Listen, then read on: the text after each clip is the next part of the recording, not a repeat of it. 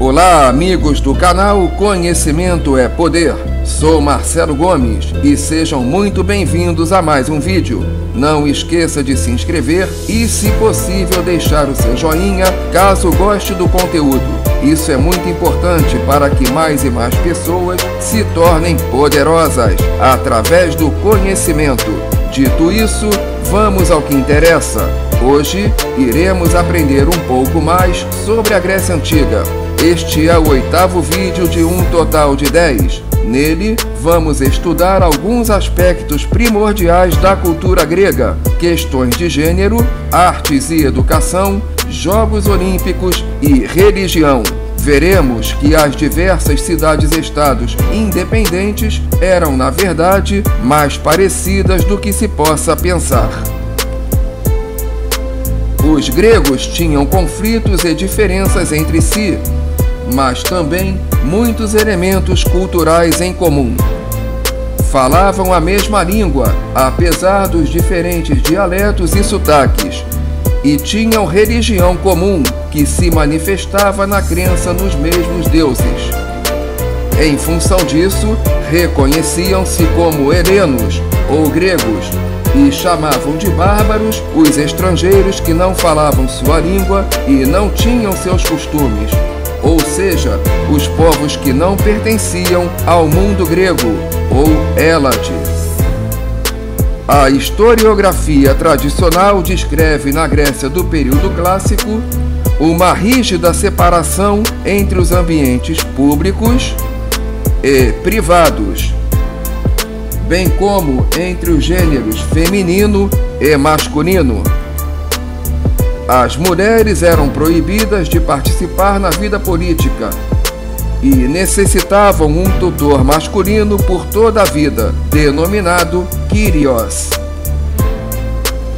São geralmente retratadas como pertencentes às seguintes classes: casadas ou ginê, cidadãs gregas relacionadas ao dever de administrar o oikos, espaço privado, e produzir descendência legítima.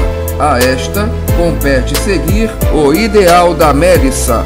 Juntavam-se à categoria a core, menina ainda não casada, e a ninfê, jovem mulher que está prestes a se casar ou já se casou, mas ainda não tem filhos.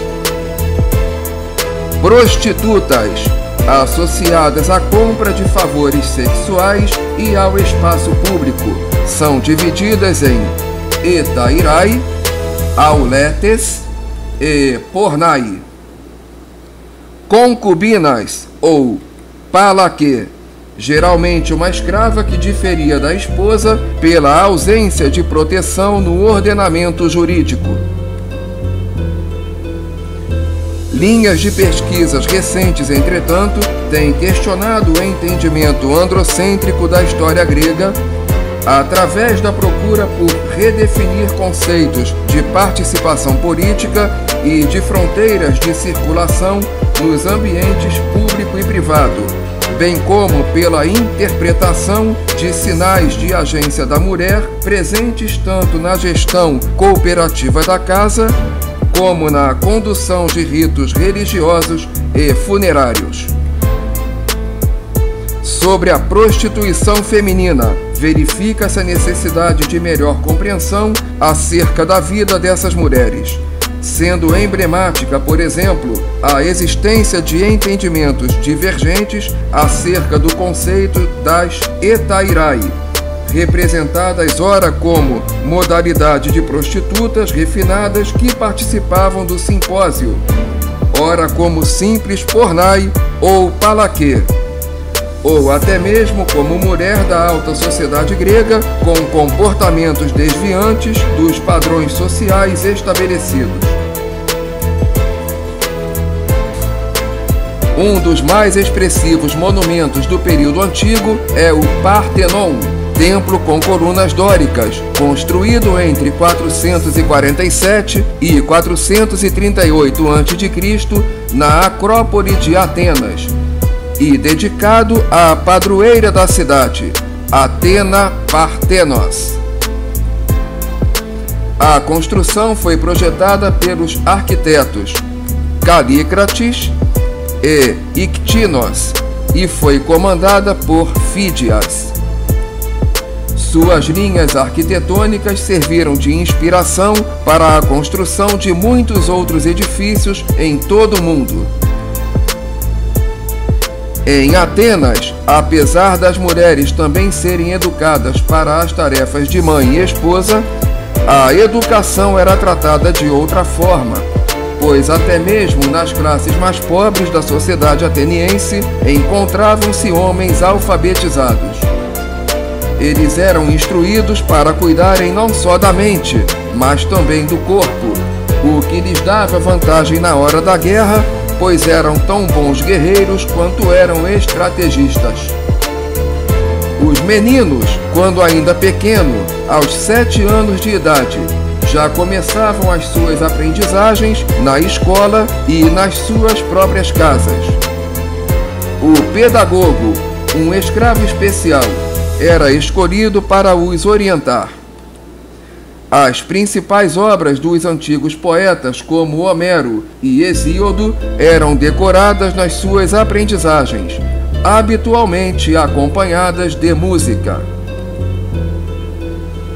O sistema educacional espartano, possivelmente chamado de agogê, normalmente é descrito em oposição ao dos gregos de forma geral, pelas suas diferenças na estrutura e objetivos.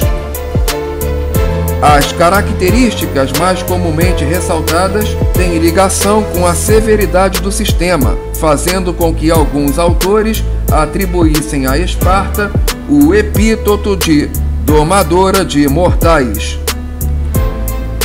Entre essas características, Xenofonte destaca a nomeação de um supervisor pelo Estado, conhecido como paidonomos, contrastando com os paidagogoi atenienses, bem como o racionamento de alimentos, vestes e calçados para que os cidadãos se tornassem respeitosos e obedientes, além de, como soldados, melhor se adaptassem às condições potencialmente adversas da guerra.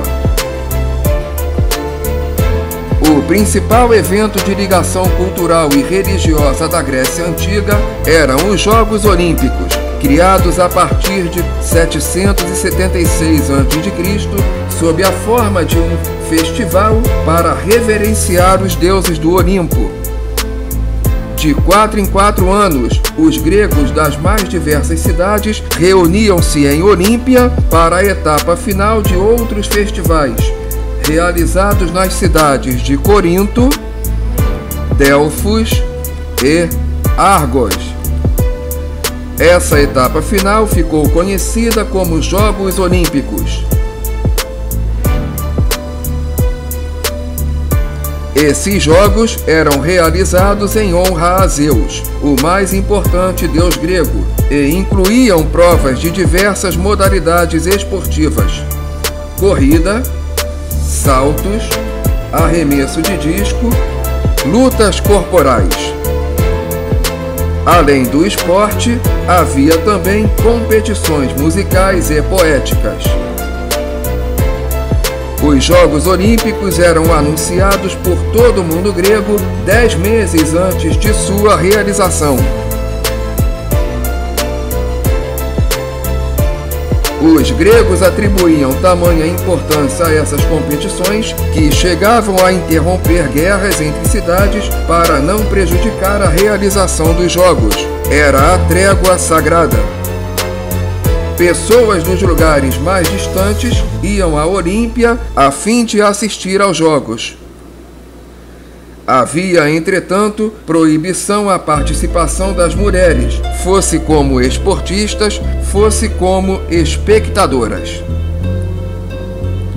Em épocas de guerra, os atletas corredores eram encarregados de transportar em alta velocidade mensagens importantes.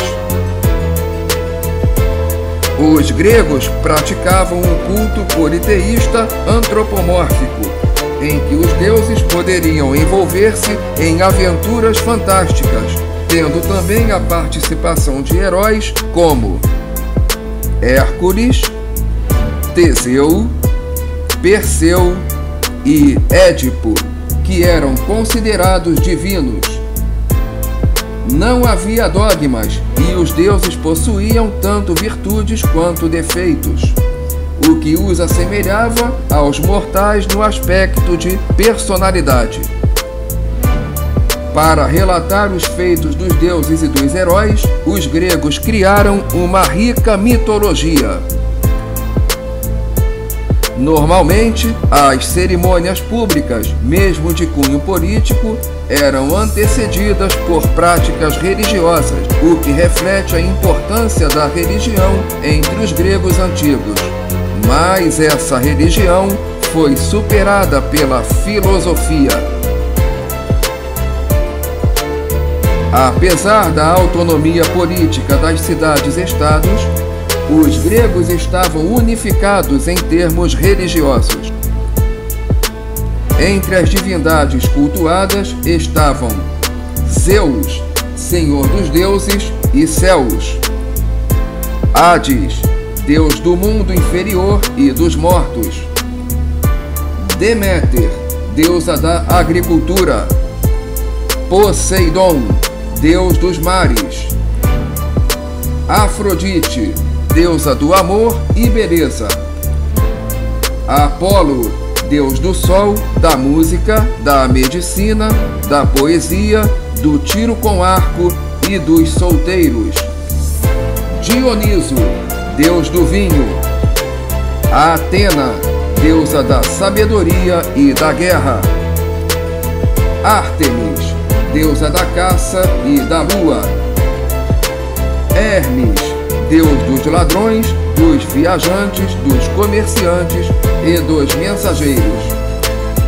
Hera, protetora das mulheres, deusa do casamento e da maternidade e esposa de Zeus; Ares, deus da guerra; e Hefesto, deus dos ferreiros. Além dos grandes santuários como os de Delfos, Olímpia e Epidauro, havia os oráculos, que também recebiam grandes multidões, pois lá se acreditava receber mensagens diretamente dos deuses. Um exemplo claro estava no oráculo de Delfos, onde uma sacerdotisa do templo de Apolo, conhecida como Pitonisa, entrava em transe e pronunciava palavras supostamente sem nexo, que eram interpretadas pelos sacerdotes, revelando o futuro dos peregrinos. Outro fato interessante era a existência dos homogloditas, um pequeno povo que vivia nas áreas litorâneas do Mediterrâneo. Eles utilizavam a argila para a construção de estatuetas como uma oferenda aos deuses gregos, geralmente a Dioniso, deus do vinho e das festas. No próximo vídeo, iremos continuar a explorar os aspectos culturais da Grécia Antiga, com ênfase nos campos de ciência e tecnologia e da alimentação. Iremos nos deparar com as importantes contribuições de figuras como Pitágoras, Aristarco de Samos, Arquimedes, Eratóstenes e Hiparco de Niceia, além da contribuição de Hipócrates para a medicina. Se você gostou deste vídeo, se achou que o conteúdo te ajudou de alguma forma, não se esqueça de se inscrever e deixar o seu joinha, pois isso é fundamental para que o canal cresça e alcance cada vez mais pessoas ávidas por conhecimento. Afinal, conhecimento é poder. Até a próxima!